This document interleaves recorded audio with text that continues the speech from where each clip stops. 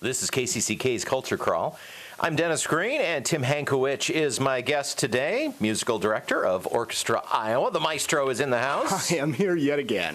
Thanks for stopping by, Always as a pleasure. Always. Yeah. And if you're here, that must mean it's concert week. Yes, I've got to go back to work soon this weekend. Yeah, and it's a program that's kind of a concert or a concept idea. It's the title of the program is called 5 Seasons. Oh, well, I wonder where you came up with that. I wonder where you got that. But there's a reason. What a strange name. Yeah.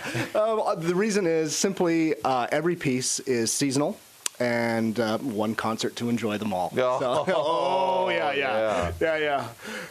You've totally bought into the whole Cedar Rapids thing, haven't you? Of course, yeah. I've been here 10 years. You think of it, by now, if I haven't, it's no. So it'll be a lot of fun. So which piece will be road construction? Oh, which is what I usually say is the 5th season.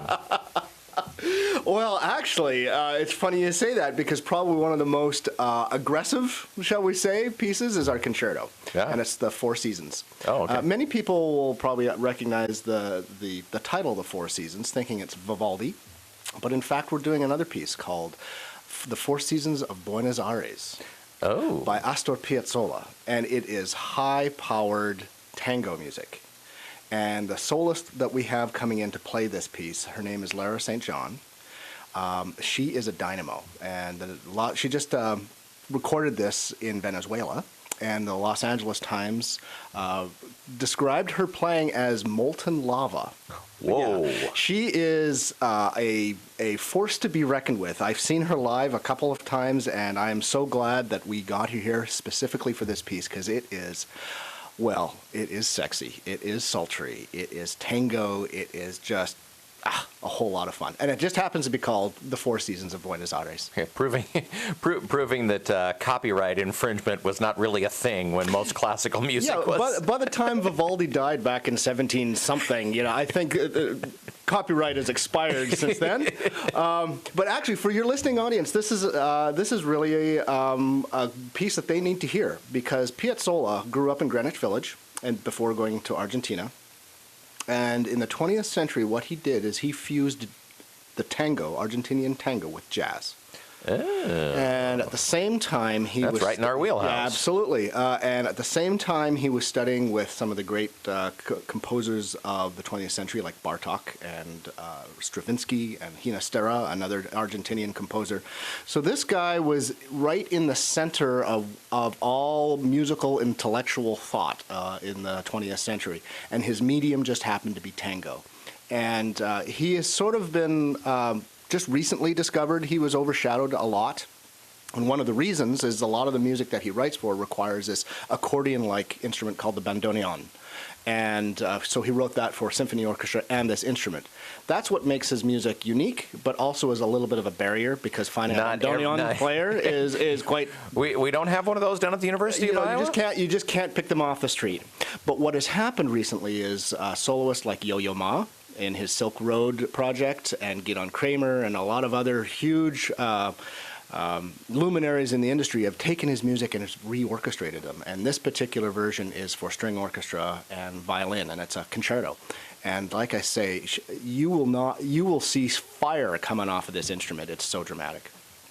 Talking with Tim Hankewich from Orchestra Iowa about this weekend's 5 Seasons concert. What else is on the program? Well, the first piece that we're performing is called Fall of the Leaf. And it's obviously very autumnal. And it's by a composer who's not a household name, but I think this is kind of the discovery for me that I've found in the last few years. It is incredibly gorgeous. It's by an English composer named Gerald Finzi, who is more known as a choral composer and just wrote a few orchestral pieces, and this is one of them. And one of the reasons you haven't heard of this guy, and he's not a household name, is he spent most of his career championing other people's music.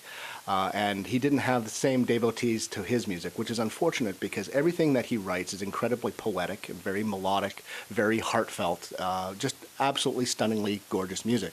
But because it's also called The Fall of the Leaf, one thing that made him very unique is that he did not live in London. He liked the countryside, rather. And his hobby was growing apples. So it's time to go out to Wilson's Orchards because his claim to fame is he saved 5 rare English varietals of apples from extinction. Really? So for you botanists out there, come and hear his music. Oh, okay. You know, you get the stories here on the Culture Crawl. You don't get the program notes. Exactly right. And then the last piece that we're playing is Tchaikovsky's First Symphony, and it's called Winter Dreams.